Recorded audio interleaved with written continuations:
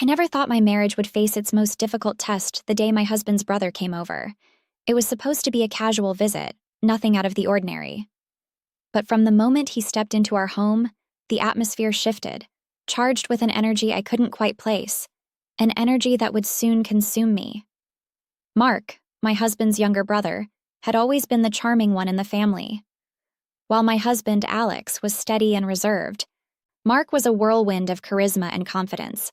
As he stood in our living room, smiling that mischievous grin, I felt a warmth spread through me that I hadn't experienced in years.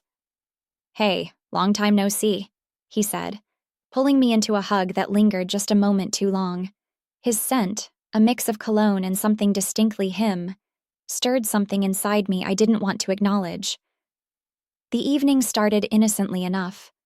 We shared stories, laughed over old memories, and drank a little too much wine.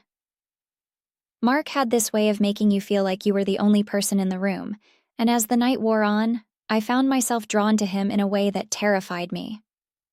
At one point, Alex excused himself to take a phone call, leaving Mark and me alone. The silence between us wasn't awkward. It was heavy, loaded with unspoken words. He leaned back in his chair, his eyes never leaving mine. "You know, you've always been too good for him," he said, his voice low and teasing. I laughed nervously. "Stop it, Mark. You're terrible." "I'm serious," he insisted, his gaze piercing. "He doesn't see you the way I do." Those words hung in the air, and I felt my pulse quicken. Before I could respond, Alex returned, oblivious to the tension crackling between his brother and me. That night, as I lay in bed next to Alex, my mind replayed every moment with Mark. His words, his smile, the way his eyes seemed to see straight through me. I tried to shake it off, telling myself it was just harmless flirting. But deep down, I knew it was more than that. Over the next few weeks, Mark started dropping by more often. Each visit felt like a test of my self-control. He'd find small ways to touch me, a hand on my shoulder, a brush of fingers as he passed me a glass. Each touch sent a jolt through me, igniting a fire I couldn't extinguish. One afternoon, Alex had to leave for a work emergency, leaving me and Mark alone. I busied myself in the kitchen, hoping to avoid any situation that might spiral out of control, but Mark had other plans. "You're avoiding me," he said, leaning against the counter, his voice soft but insistent. "I don't know what you're talking about," I replied, not meeting his eyes. He stepped closer, so close I could feel the heat radiating off him. "You feel it too, don't you?" I froze, every nerve in my body on high alert. "Mark, this is wrong. You're his brother." "And you're his wife," he countered, his voice filled with a mix of frustration and longing. "But that doesn't change what's happening between us."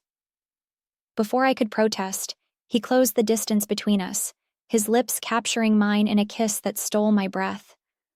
For a moment, I let myself get lost in it, in him. But then reality crashed down, and I pulled away, my heart pounding.